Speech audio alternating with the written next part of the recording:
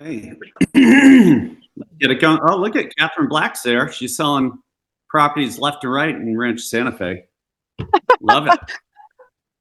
Always exaggerating a little bit. You must have Italian blood in you.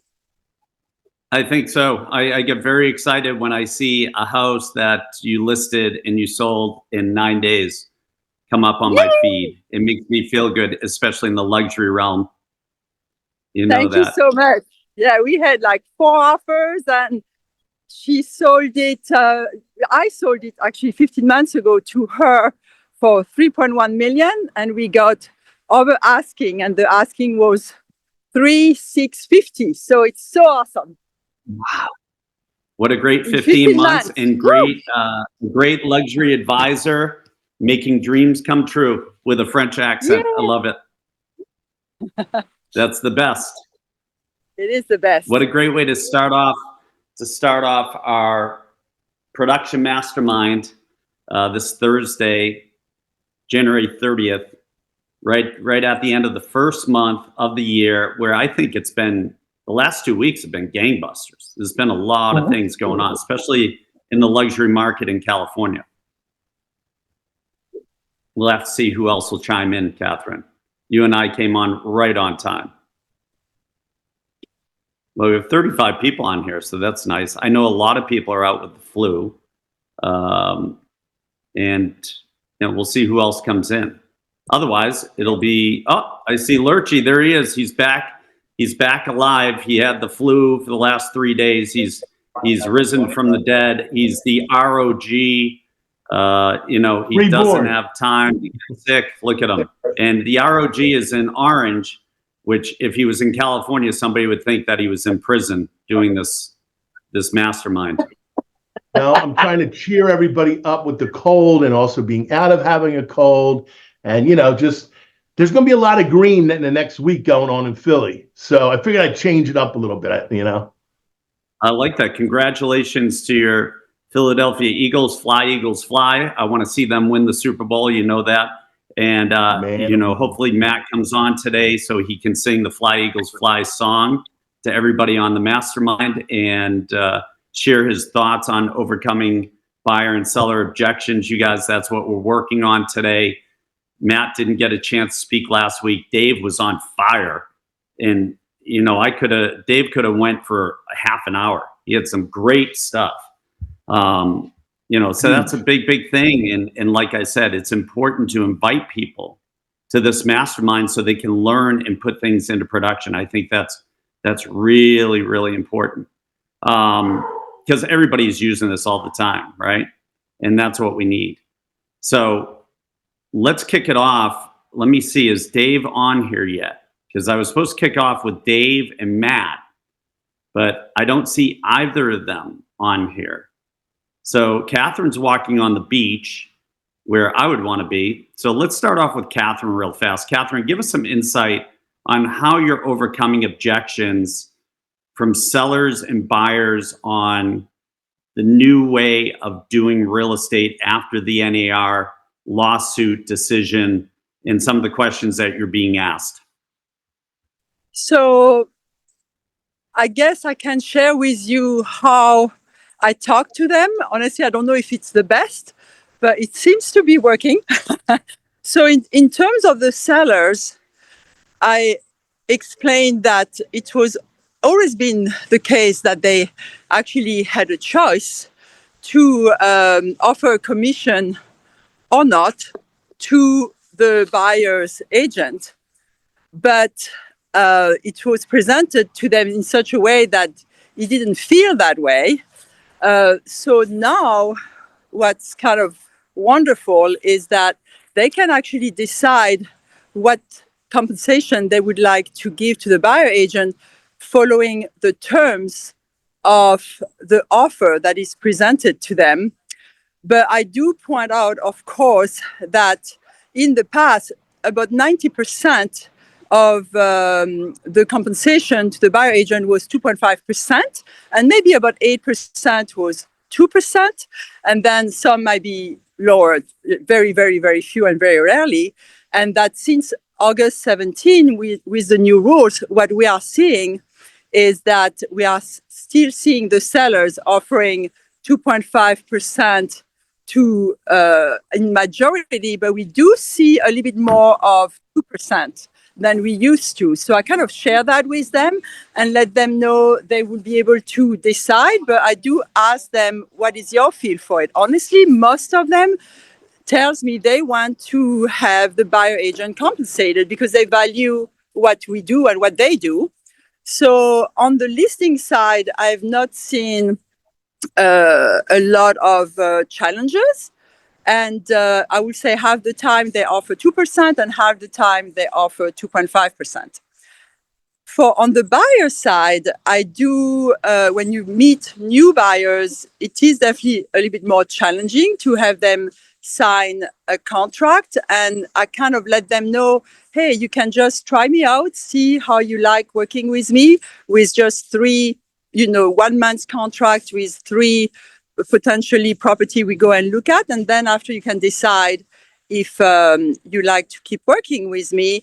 But essentially what I tell them, even if you sign a longer term contract on both sides, I will never force you to stay with me. I will only work with people who want to work with me and trust me. Otherwise, I cannot even function. So I kind of just put them at ease that honestly they can cancel. If it doesn't work out, they'll be able to just cancel the contract. So that's kind of how I go about it.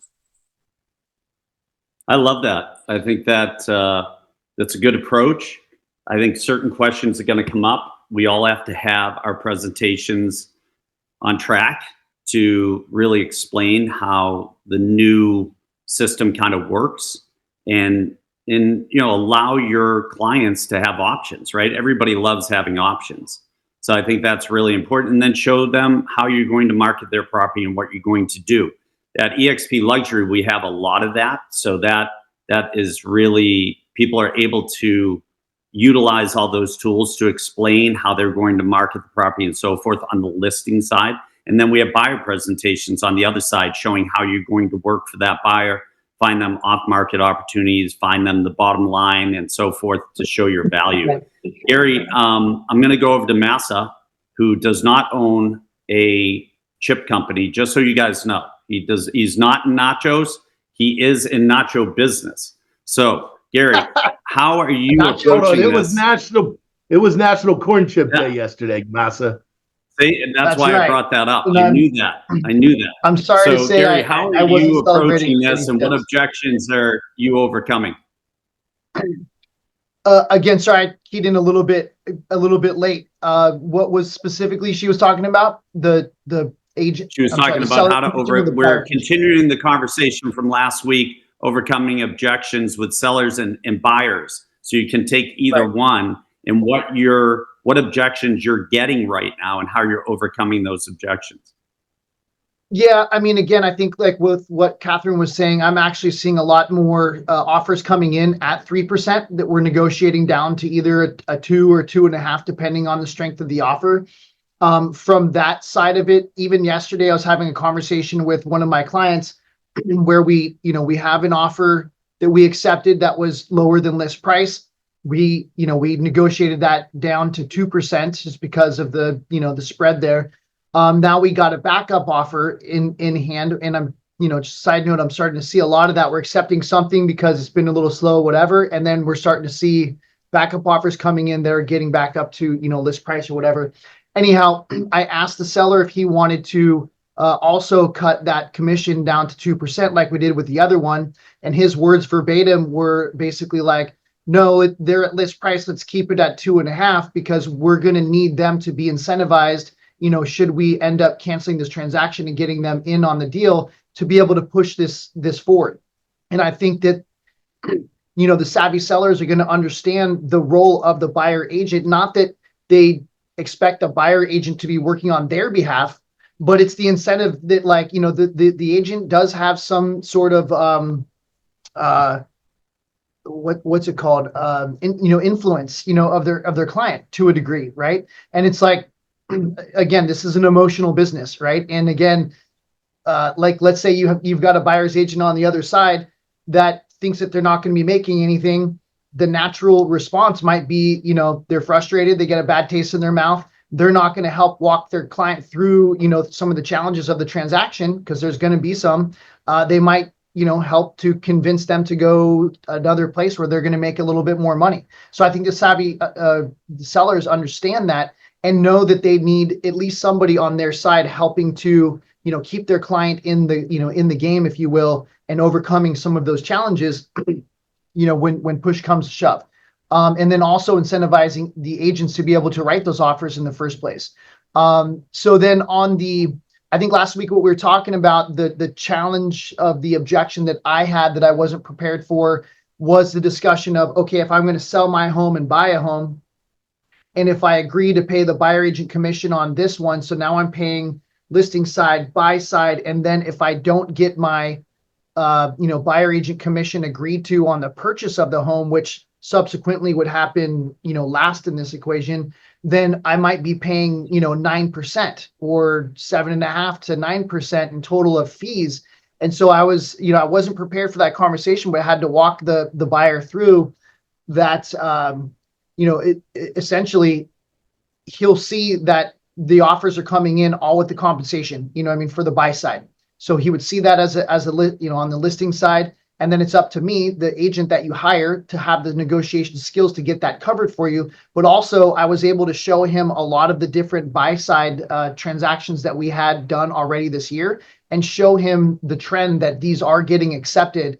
So I think that alleviated, his fear. But again, I was kind of like scrambling in my head to answer that appropriately or smoothly anyway, stumbling on words and whatever the case. So what I was suggesting last week is just for everybody to prepare for that conversation and have that within your presentations and be able to answer that with examples, showing that seller to alleviate that concern. So when you do get to the point of actually receiving those offers in on the list side, they may be more open to, that considering that part of the negotiation. And relieving the fear that I'm not going to pay their buy side because I might have to pay it, I might not get it later on. So that was one of the only objections really that I felt that I got that I wasn't prepared to handle at this point. But again, I think to Catherine's, or speaking to Catherine's experience, pretty much every buyer offer that we've got accepted so far this year in the latter part of last has been at 3%. There's only been maybe a couple that were at 2.5%.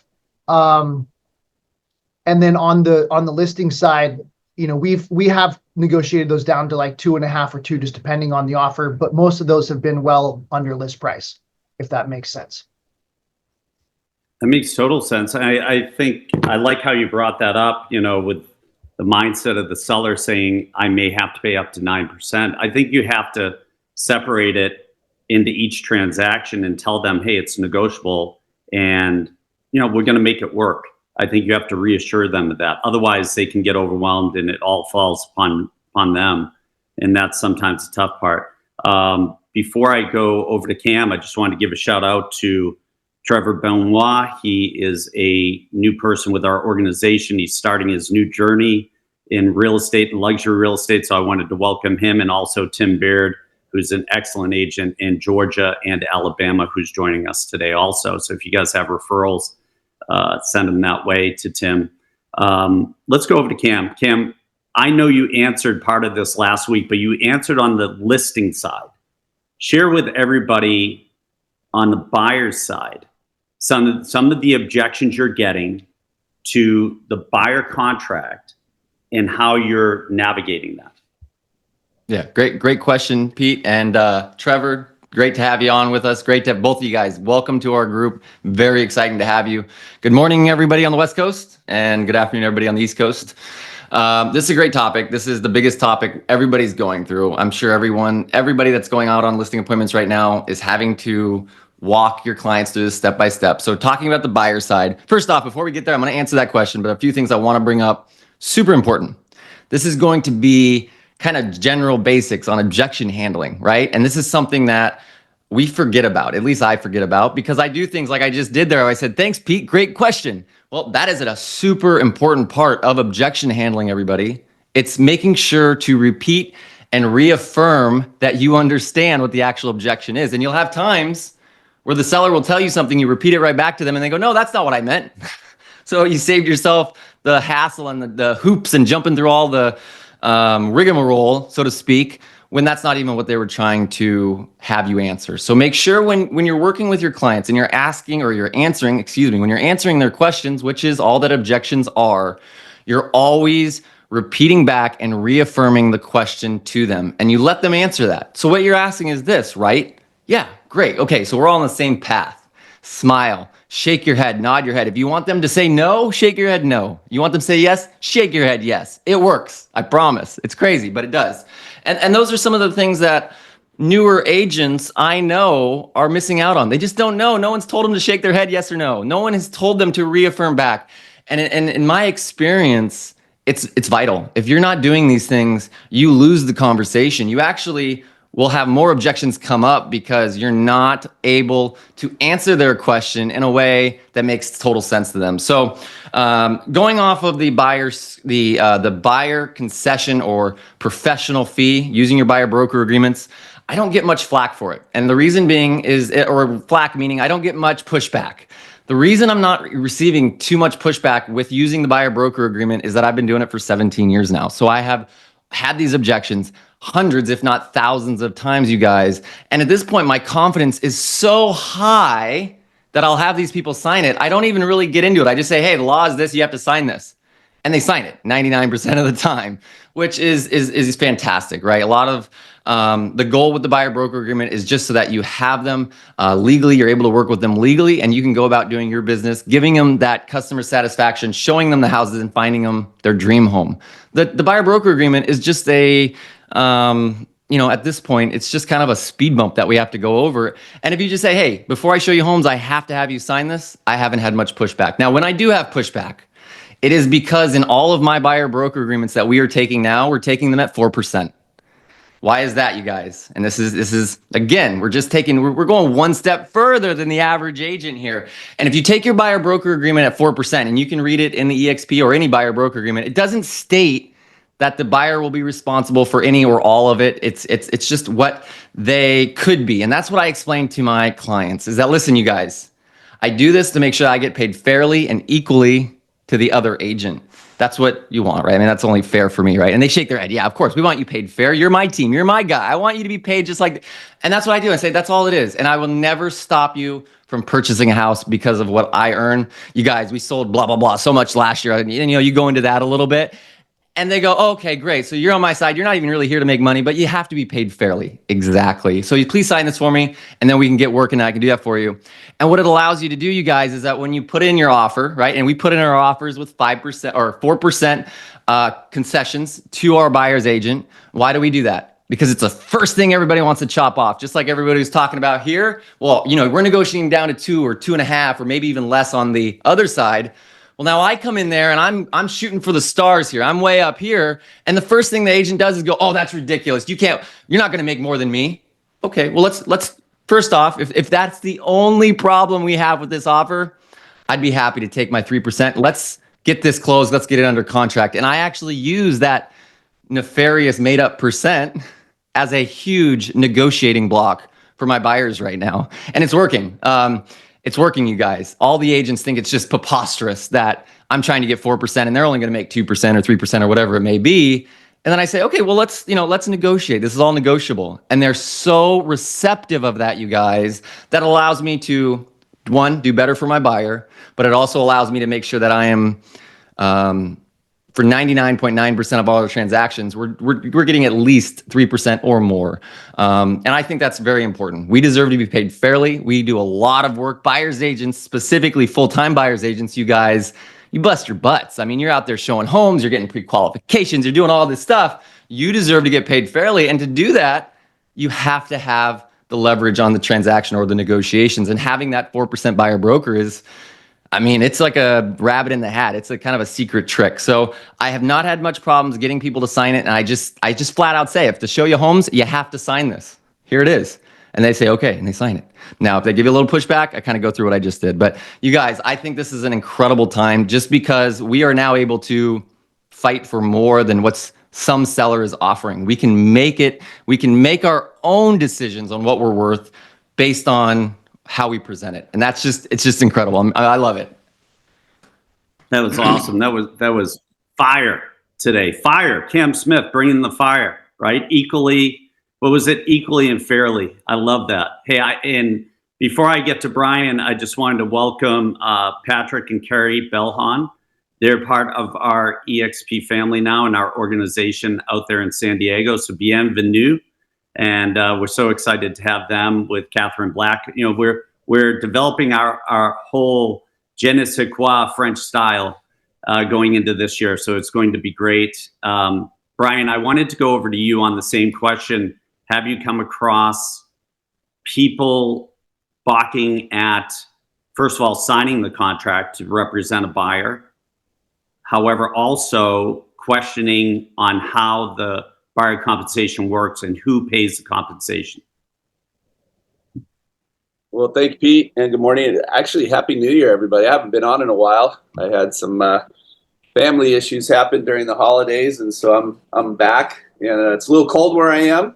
So welcome to those who are in Southern California, where I am, where it is cold, and the East Coast. So thank you. Hey, Cam, you know, I everything you just said was pretty much right out of my playbook, because I think objection handling skills for agents is the number one way that you build and hold on to and build your referral network. Your referral network is built on, to me anyway, and I look back over the years, my objection handling skills have always been the ability to do what you said, which was to listen and hear and confirm that I heard the question and don't move past it. Because if you move past it and try to confirm you heard a lot of things, then you're not going to dial in on the one thing that was probably most important to them, which could be some of the simplest things.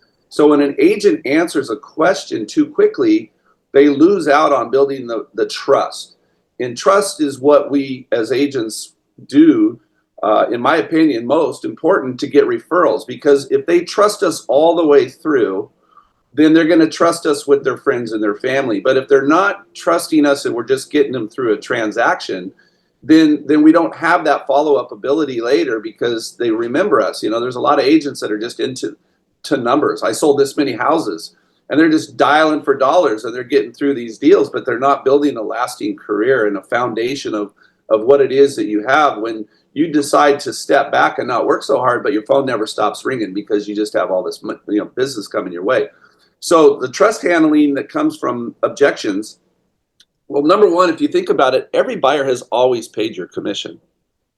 They have. It's just been the seller paying it through the title or the escrow or whatever in the good old days. Today, it's just wrapped up a little differently. It's a disclosure issue. So when you hear the objection over it, you just have to make sure you handle it in such a way that the fear is they're going to have to come up with extra money outside of the purchase price to pay you.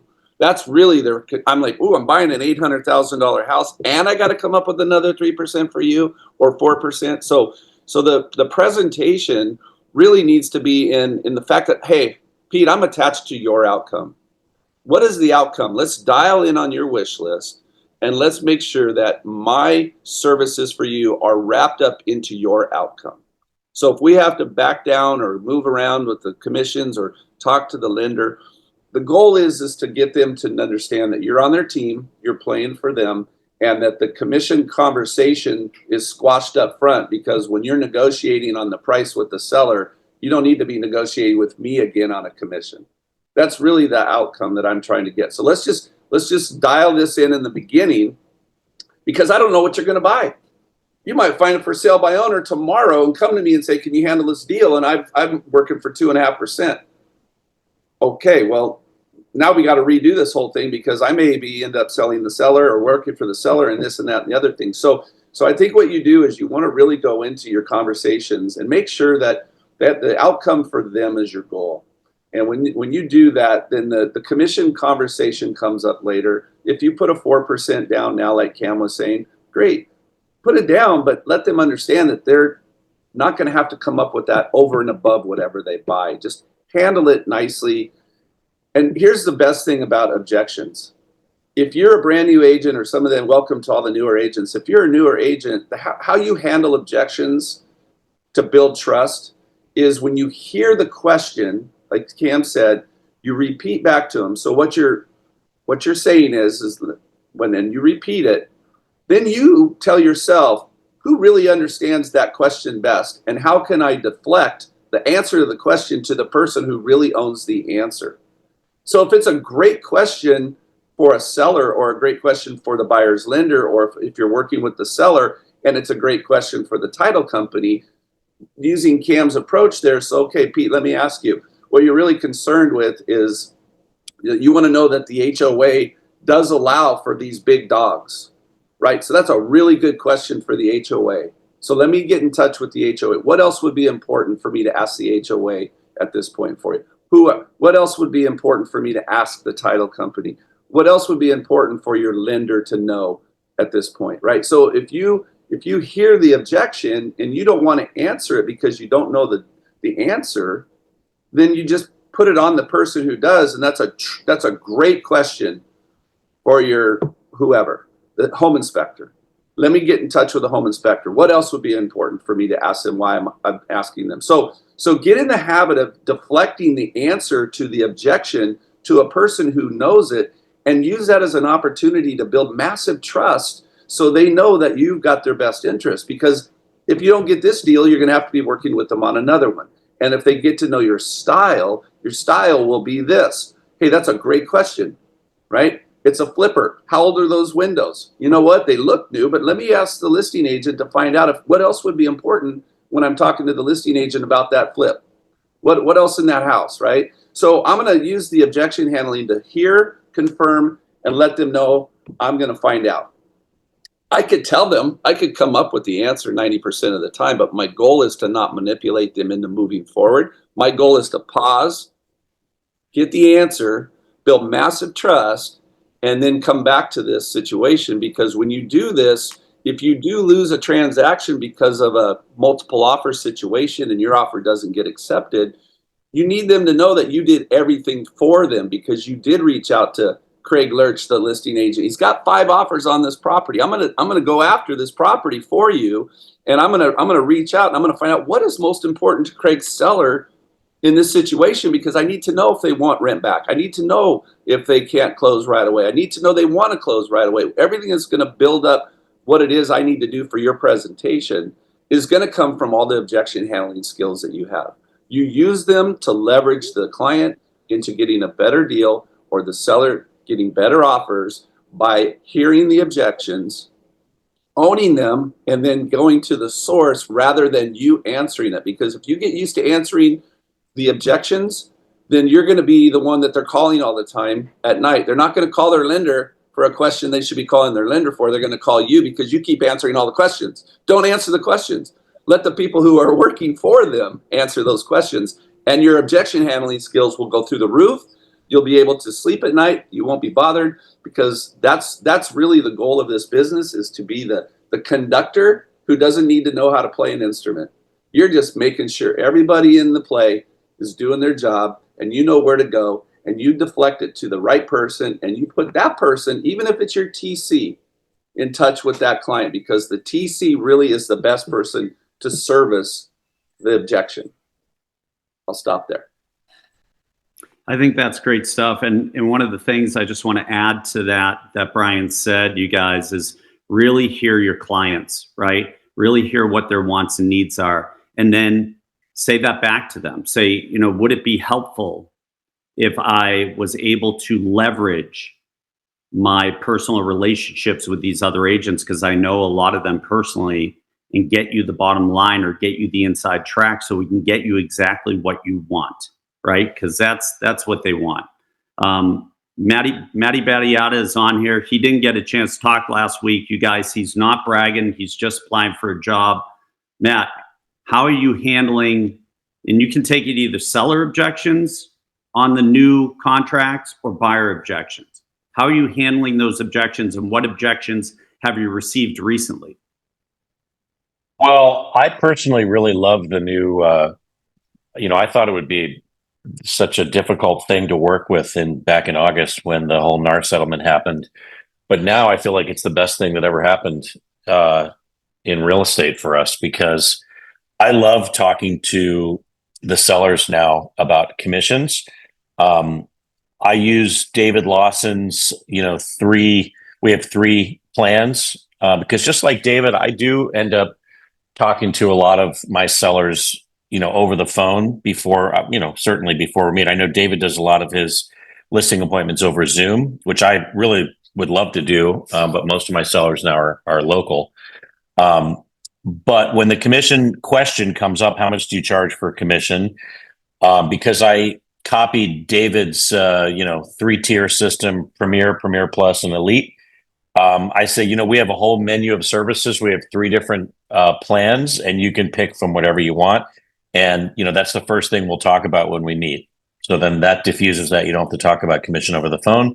But then when I meet with them, what I do is I say, so, you guys probably heard about this whole NAR settlement, and sometimes they say, oh yeah, I don't have to pay the commission or whatever, and I say, or sometimes they say, yeah, I don't know anything about that or blah, blah, blah, So I say, well, it's basically what's changed is you're no longer obligated to pay a set commission amount to a buyer's agent.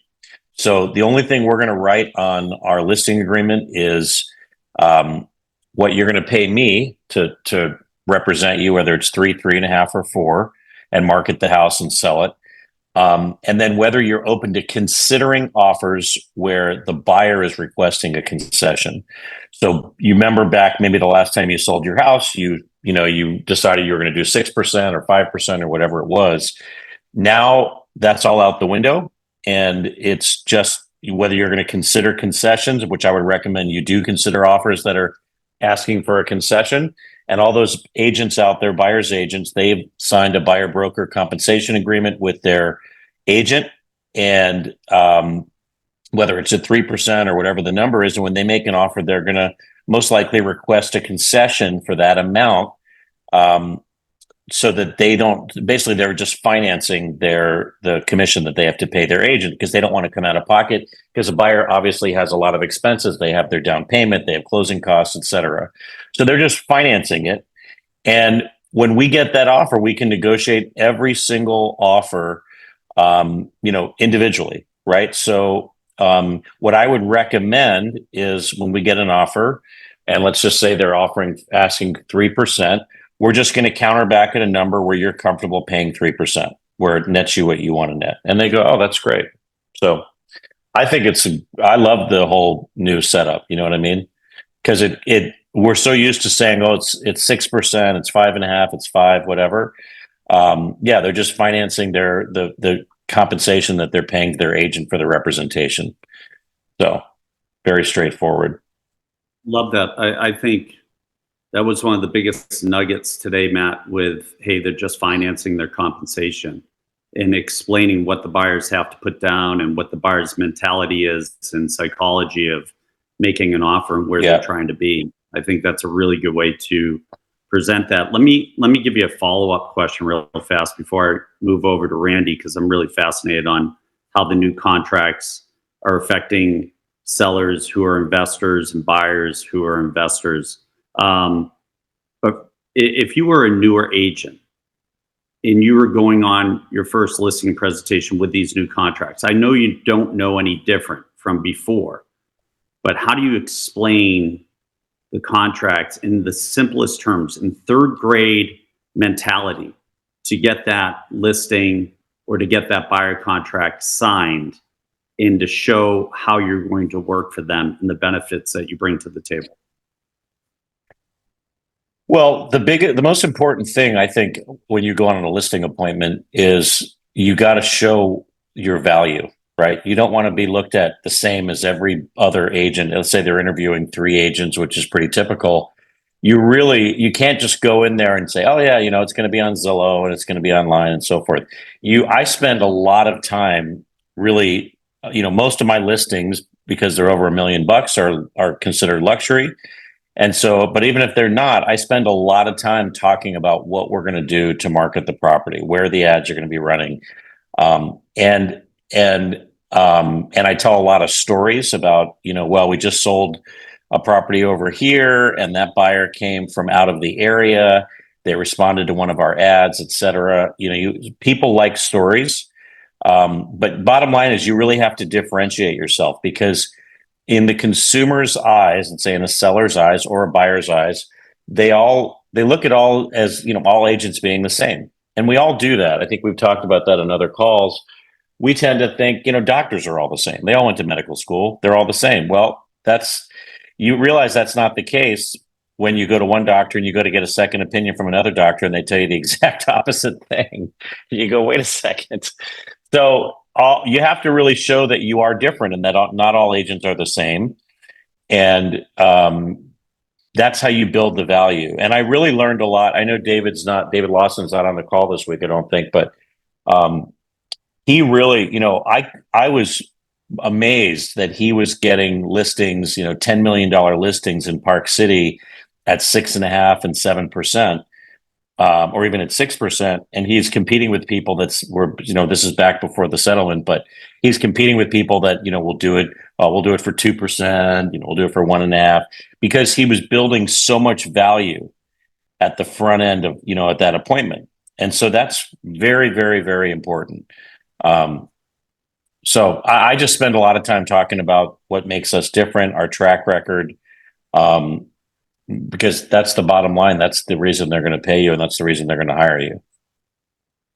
Yeah, and if you're newer and you don't have a track record or you don't feel comfortable, you guys then fall back on the numbers of whatever brokerage you're at and really, portray it that way, that, hey, I'm part of this great brokerage. We did this many transactions last year, this amount of sales volume. This is where we're located. This is how many agents we have. This is, our exposure and our reach and so forth. So I think that's a big, big thing. Matt, great stuff, man. I know we're all learning from each other. We're always striving to be better and educating ourselves on new techniques. I want to go over to Randy. Randy, Pete, so do you mind if I jump in real quick before we jump over to Brandy? Sure, go ahead, Cam. Yeah, I want to give you guys a value offer that's going to crush for your listing presentations, okay? Because this is actually, it goes right along the lines of what everyone's doing and it flips it on its head. So most luxury or really high-end listing agents, they really pride themselves on being listing agents. I'm a professional listing agent, right? I'm the guy that's going to list your home and sell your home. And then they explain to the seller that then there's buyer's agents, right? And they're the ones that work with the buyers. But I don't do that because I'm a listing agent. Well, when I walk in, I say, oh, did you talk to any listing agents? And of course, oh, yeah, of course. Yeah, listing agent. He came by. Great. And he told you that he probably doesn't find buyers, right? He's a listing agent. He's a pro at selling listings. Yeah, that's what.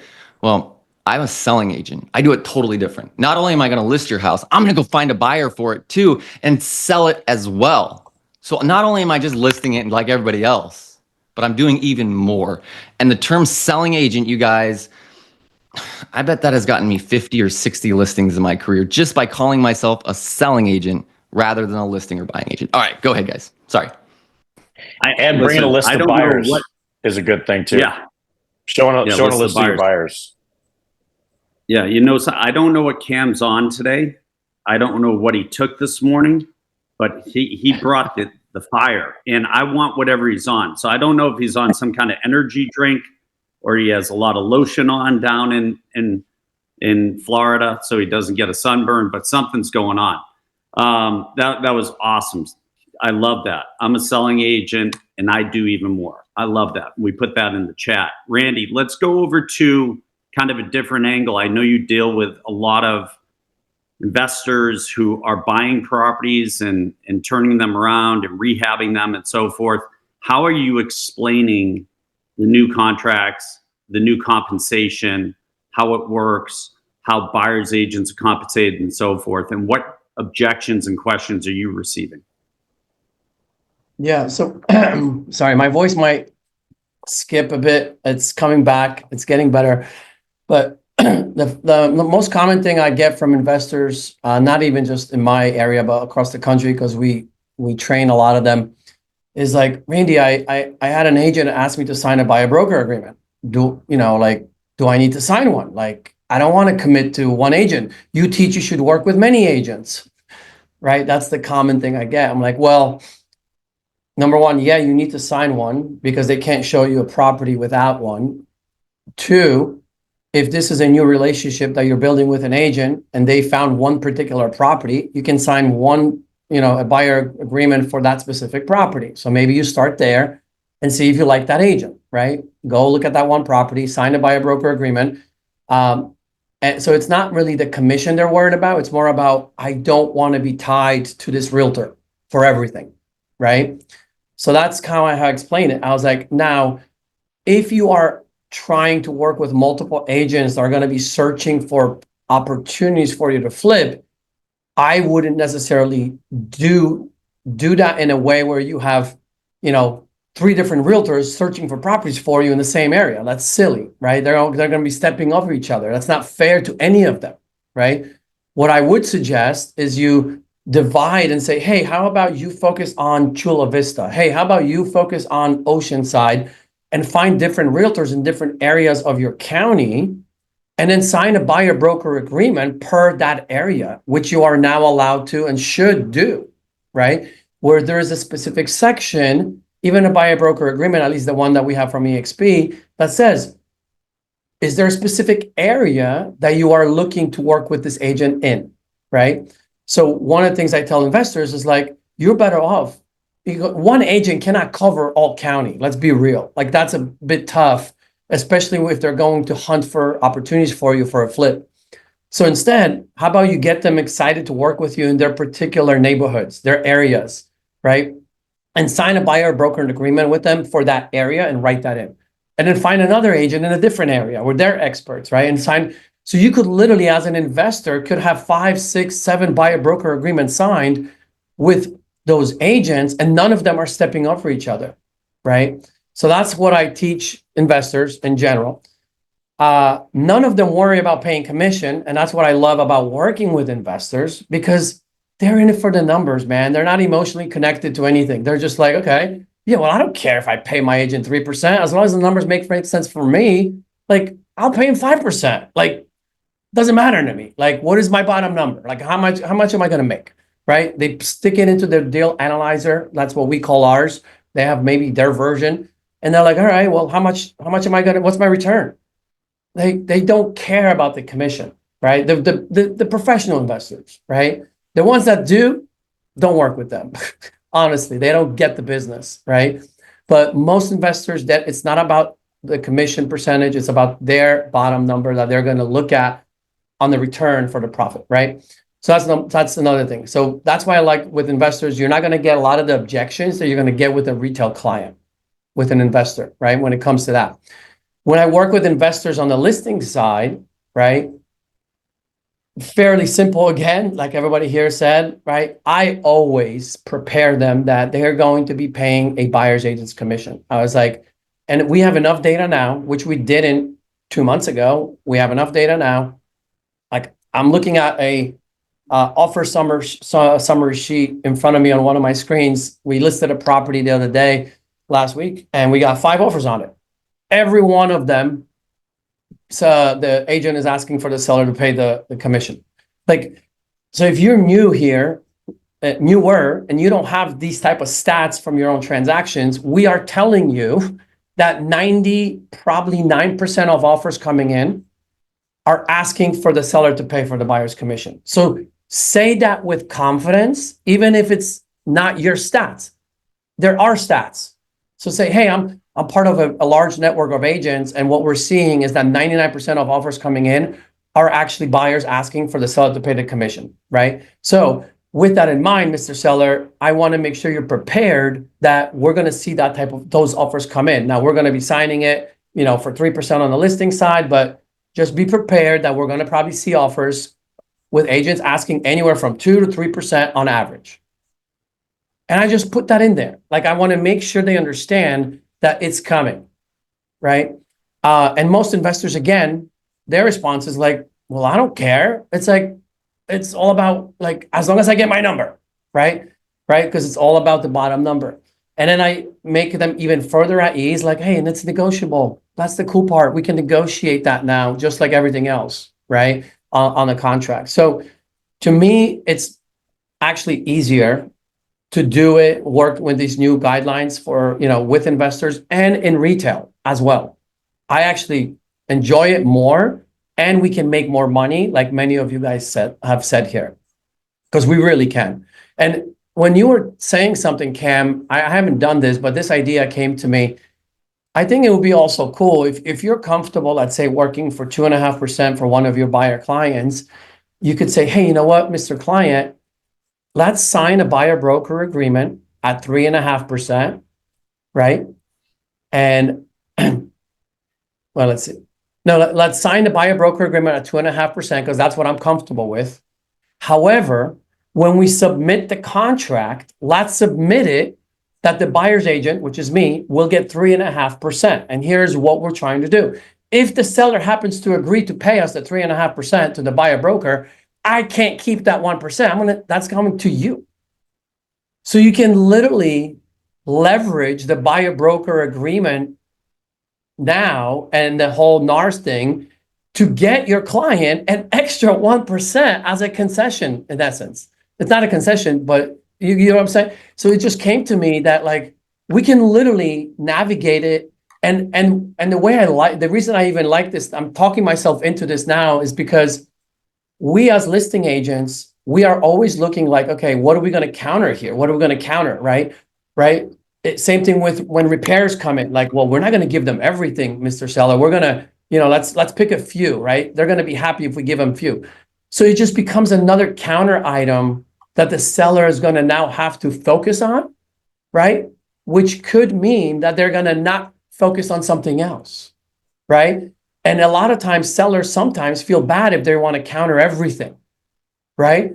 So just another thought, food for thought that you can have a buyer broker agreement signed at 2.5 because you're comfortable with it, but it doesn't stop you from submitting a contract asking for a higher percentage, knowing that that difference has to legally go to your client, which then I guarantee you, it will blow your buyer's mind. They're like, wait a minute, what?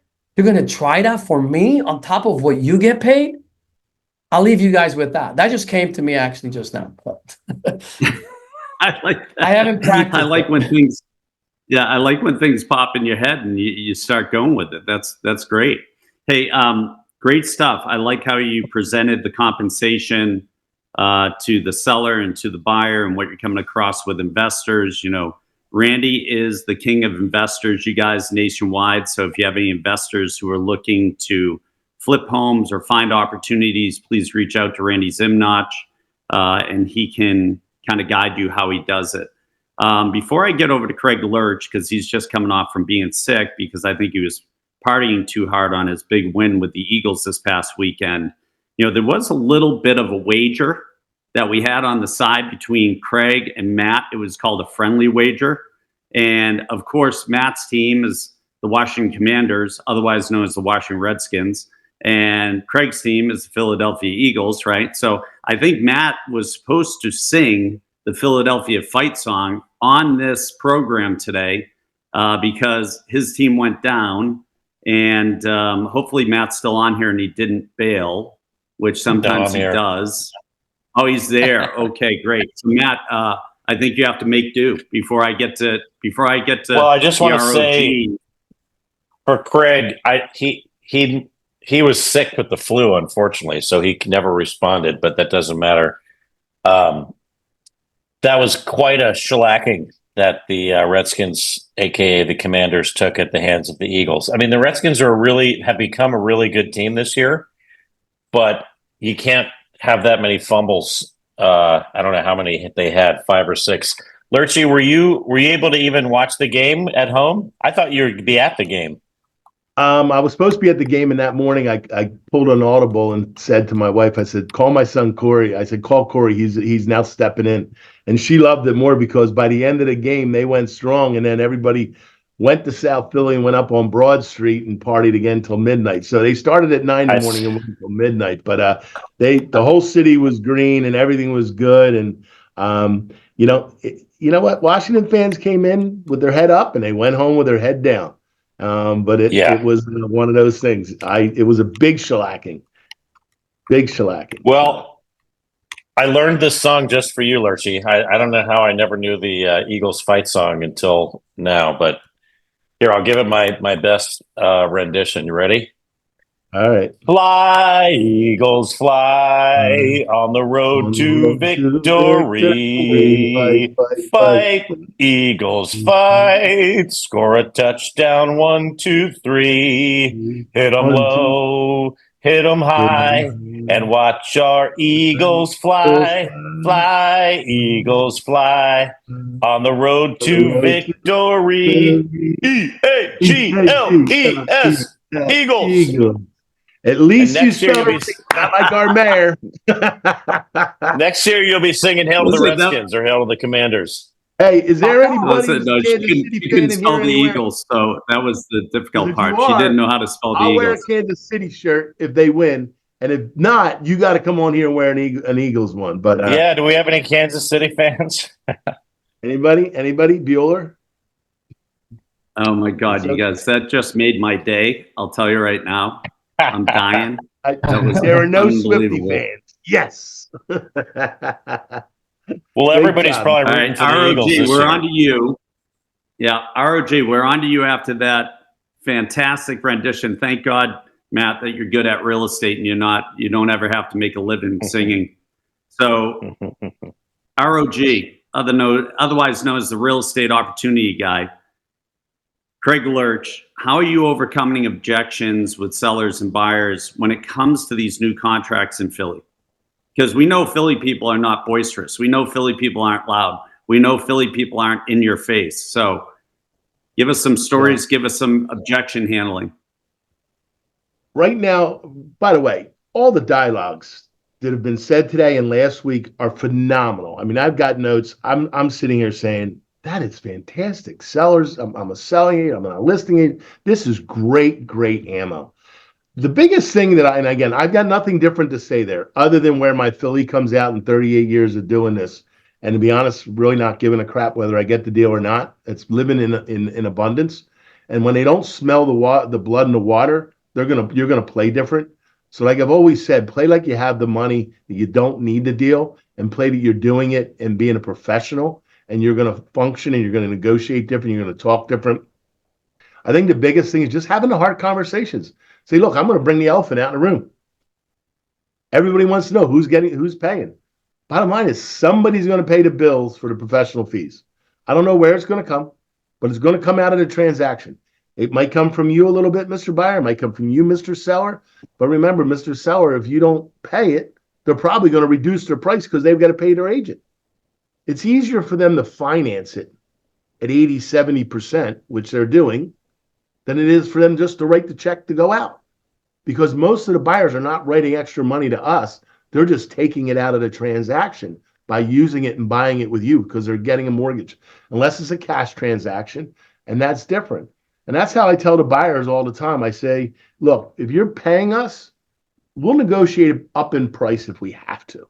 And we've done that because there's equity in appraisals right now. Prices are down, there's equity in appraisals. I said, look, if they want to pay us 2 and we're at 2.5, I'm going to try to get to 2.5, but that little bit isn't going to lose the house, it's going to get you the house. Because that means we're fighting for something else. All right. What I've also said to other agents when they say that, I love the 4%. I've actually said, great. So you want to cut my commission and we're going to negotiate everything. Because the second you change that in the contract, you're going to cut my professional fee. The second you make a change, everything's open to be negotiated again. Is that what I'm hearing? And they're like, no, just that. No. The second you make one change, the whole game changed. And most of them don't realize that. And I've used that and they've ended up paying me. Because then I'd say, we're going to go back and reweigh something else.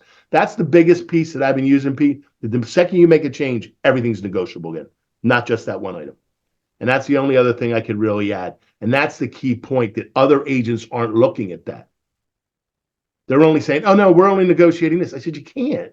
Because the second you make a change, the whole contract needs revalidation. And then all of a sudden they start thinking and backing up. I said, you're really going to have your seller? Is this you playing hero or is this them? And I asked him point blank, what are you getting paid? Well, it's none of your business. I said, I think it is, because I'll get paid what you're being paid. Well, that's none of your business. I said, why are you cutting my commissions or my fees? So really just have the conversation with the agent and let them know, look, you're going to get it to the table. This is my success. But that's where I ultimately throw the fear back in. We're going to go back and look at the rest of the contract to see what else we might renegotiate along with that then when we come back to you. And they're like, whoa, whoa, whoa. So nothing different than everybody else is doing. I like that. If anybody has a question for any of the panelists, just unmute and ask the question right now. We have around 5 minutes left. Okay, so we're going to open it up to questions. Don't be shy. Hey, Pete, it's Brian real quick. So after hearing all this, I didn't answer the question right earlier. I just want to add one thing.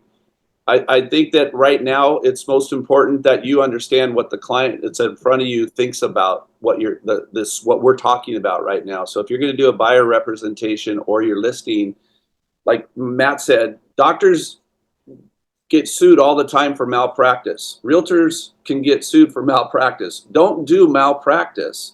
Malpractice is answering a question about the situation without understanding what the client is really looking for.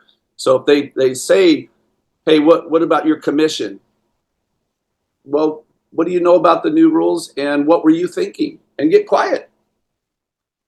Because if they're thinking about something and you don't know it, you're going to answer the question and you're going to say the wrong thing because you don't know what they're thinking.